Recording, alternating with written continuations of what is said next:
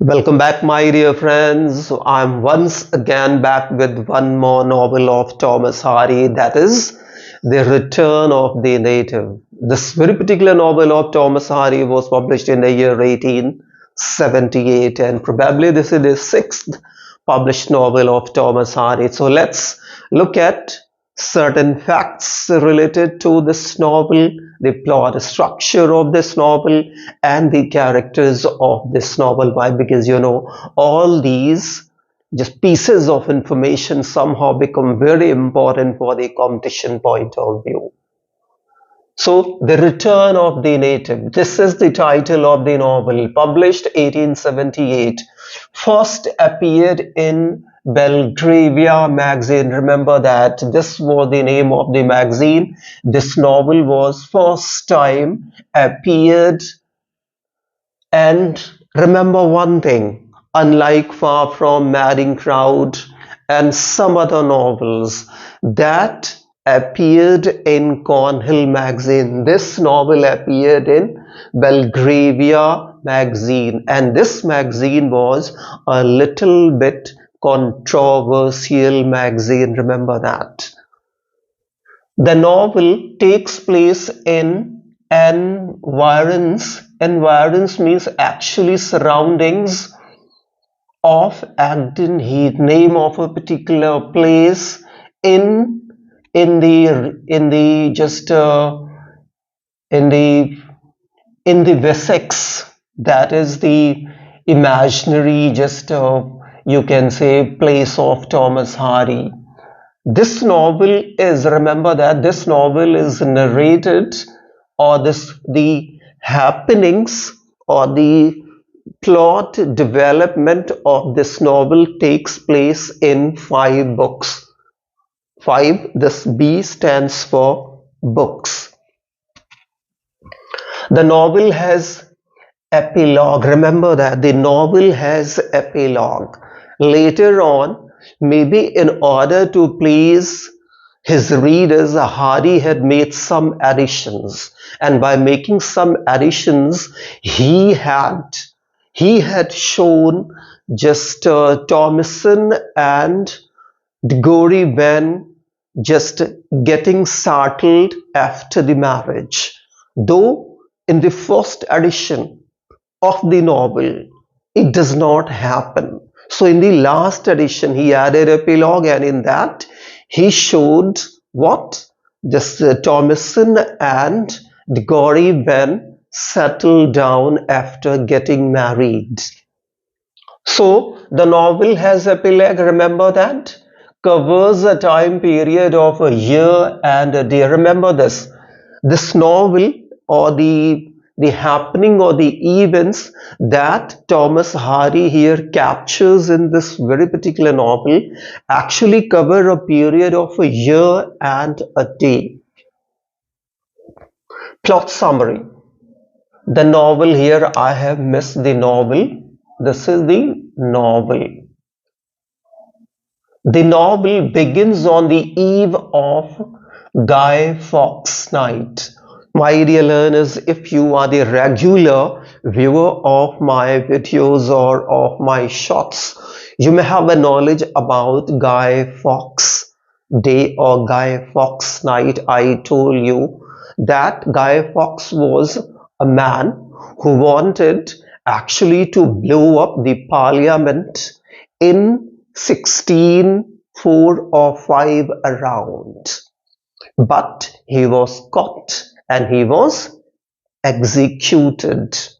So after that, there is a kind of such kind of observation that is called Guy Fawkes day or Guy Fawkes night. Just as in our own country on the occasion of Holy festival of colors, young children or young men go door to door, collect donation or collect a small amount as charity, particularly for collecting just burning wood, and for burning, that is in Hindi holika and in English bonfire. In the same manner, children on the eve of Guy Fawkes Night, go door to door, collect charity, and make the effigy of Guy Fawkes and burn it, just as we here make the effigy of Ravan, Kumbhakaran, and so on and so forth,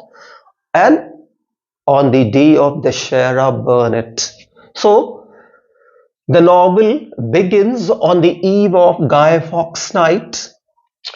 Gregory Venn, a riddle man.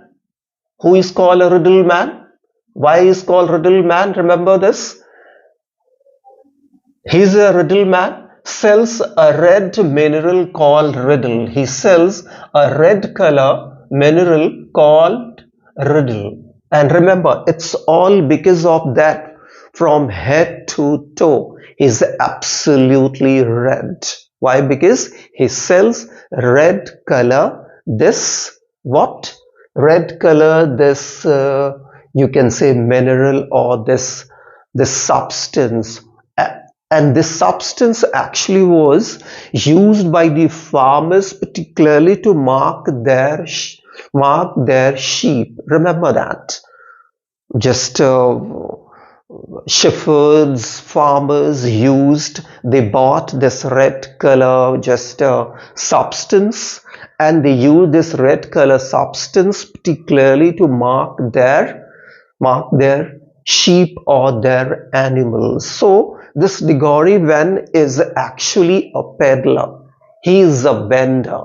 He goes from place to place in the countryside in his own van, and the van is drawn by the ponies. Ponies, a breed of the horse that is small. So he goes door to door. He moves all about the countryside, selling this red color substance. It's all because of that. He's absolutely red, though he's a young, dashing, handsome man. Sells a red mineral called riddle, traveling through the countryside, means village here you can say, is seen crossing the heath. So when the novel opens, sorry, he is seen, who? This Gregory Venn is seen what? Crossing the heath with his van being pulled by ponies, and he has a passenger. And who is this passenger? One more important character of this novel, that is Thomason Job Wright. His Duck Diamond, D-U-C-K, Duck, D-I-A-M-O-N-D, Duck Diamond, that is sweetheart, you know that. So the other word for the sweetheart is Duck Diamond. So Thomason, he is carrying Thomason. Actually, he's carrying her home. 2 years ago, he continually wooed and courted her for marriage, but somehow Thomason could not make herself ready. Sorry. So he is seen returning. He is seen crossing the heath in his van being pulled by the ponies, and he has a passenger, and who is Thomason, his Duck Diamond, a young woman. Earlier that Thomason had a plan of, earlier that day, please you have note down day. Earlier that day, Thomason had a plan of marrying Damon Wilder, a local innkeeper, but couldn't because of some issue. So see, Thomason Job Wright had a very hectic, you can say, or yes, had a very hectic or very tiring, or you can say quite pain-giving day. Why? Because she went to, maybe she went to the church or went to a certain place. Why? Because she had to marry just Damon Wilder, Why? Because they were in love, and this morning she with actually just while they were started to the nearby place for marrying, but because of the some marriage related issue, or just they couldn't marry. So now she's all upset and all disturbed. So when she returns, she meets this this young, just handsome, dashing man who was in her love 2 years ago. Even today, he is in love and very honest. So she seeks him a favor of just driving her home. So he is now driving her home. When courted her for 2 years before, I told you, Thomason lives with her aunt, Mrs. Joe Bright. Remember that? She lives with her aunt, Mrs. Joe Bright, a good woman, at Blooms. And remember, this is the name of the place where Thomason Joe Bright with her aunt lives. And what kind of aunt or what kind of woman is she? She is a good woman who always and always thinks for the betterment and well-being of this young, beautiful, just a girl, Thomason. Maybe sometime back in the year, she and just Thomason had a kind of a argument, heated arguments. Why? Because somehow she thought that Wildev is not the right person for her to choose as her life partner. So maybe today, when she'll get this news that they somehow fail to marry, she'll be happy.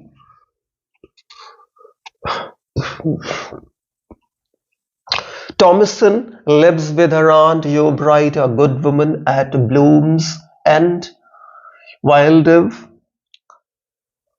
still thinks of Stacia. Remember this, a very important character of this novel, and to some extent we can call the heroine of this novel, who is a beautiful woman with black hair. She grew up in Budmouth, a sea town or sea place, now lives with her Italian father on Acton Heath. Just remember this. So, though just this Damon Wildeve and just actually Thomason are in love, committed to marriage. Somehow they couldn't marriage this day, but very soon they will marry. But still, he is preoccupied with the thoughts of Stacia Vibe, a girl,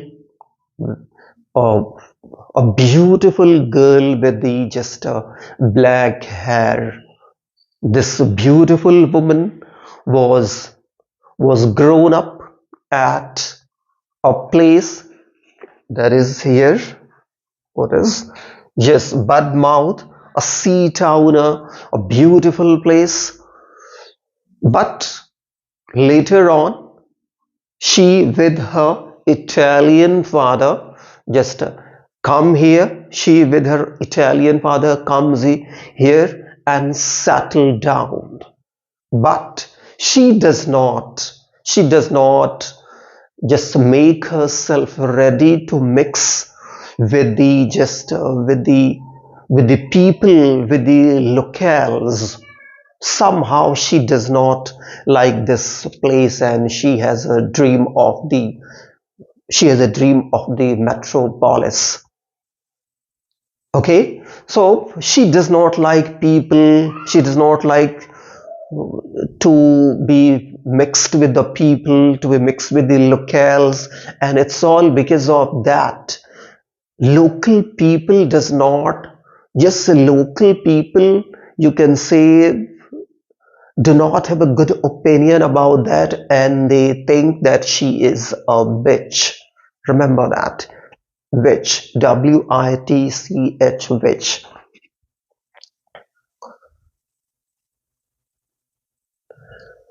Previous year, why and Wildev were lovers. I told you that earlier. This Damon Wildev and Stacia were in love, but she thought that this young man was by no way going to help her live her dream of living in luxury in some metropolis. They withdrew. But still, just this Wilde thinks of her. Climb a Paris-based diamond merchant returns at Egden Heath to settle as schoolmaster. In the meantime, climb your bride. You can say this, the hero or the central male character of this novel. Climb your bride. Remember, son to Mrs. Your Bride. Who is Mrs. Your Bride? Auntie to Thomason Your Bride. It means he is cousin to Thomason Your Bride. Who? Climb Your Bride, a well-settled diamond merchant in Paris. He returns. He returns to Egden Heath. He comes back to this place. What? With this intention of getting settled, and he wishes to become a schoolmaster and live a very peaceful kind of life in what? In Egden Heath. So when just Stacia Y gets to know about this young, dashing, just a Paris-based, just a diamond merchant, her heart starts beating for this young man to come in close contact and fall in love and marry and go and get back to Paris and go to Paris to fulfill her dreams. And really it happens. Very soon these two young people come closer and naturally they fall in love with each other. Climb up Paris, sorry, I told you, Stacia and Climb fall in love and marry, but Ben gets sure he won't take her Paris. She rekindles her affair with Wilde. So what happens? They come closer. Who? Stacia and just Climb Your Bride. They come closer, fall in love, and at last they marry even. But since Climb Your Bride has no planning of going back or getting back to Paris, now he's been working hard. He means working hard, he's studying hard, he's burning midnight oil. Burning midnight oil means to do something at the cost of the health. So he's been burning midnight oil to become a school teacher. Has been studying day and night, and it's all because of studying day and night and straining his eyes. Very soon what happens? He goes blind. This young man goes blind, and when Stacia sees her dreams dashing to the ground and broken into thousands of pieces, now she again rekindles her affair, her emotion, her feelings for her previous lover, that is Wilder, who somehow has now appeared as a rich man. And now she thinks that if she gets back to him and get settled with him. Now possible that she will succeed in living her dream. But in the meantime, certain things happen, and somehow just Mrs. Joe Bright, just mother of Climb Joe Bright and auntie to just the Thomason, she is bitten by a snake, and that snake bite kills her. Later on, Stacia somehow holds herself responsible for that, you can say, for the death of Climb Your Bright's mother, and in great frustration and, you can say, disappointment, probably she drowns herself to death, or probably she kills herself by drowning, or probably she accidentally drowns. And when she is drowning, just Wildeb throws himself straightway into the river in order to save her, but he fails to save, and he also dies, dies of drowning in his attempt to save Stacia. And here what happens to, and here the novel ends. But in the later edition, I told you, just he added probably the epilogue, and in that epilogue, what happens, or in that very particular edition, what happened, Diggory, when that riddle man who remains honest and faithful and true to Thomason gets married, they get married and settle happily. So this is the summary of this novel in short, and I have just I have given you the names, or I have made mention the names of all the important characters of this novel. If you remember all these names, this plot structure, I'm 100% sure that this will be sufficient for you to answer any question based on this very particular novel. That's it in this video, my dear learners.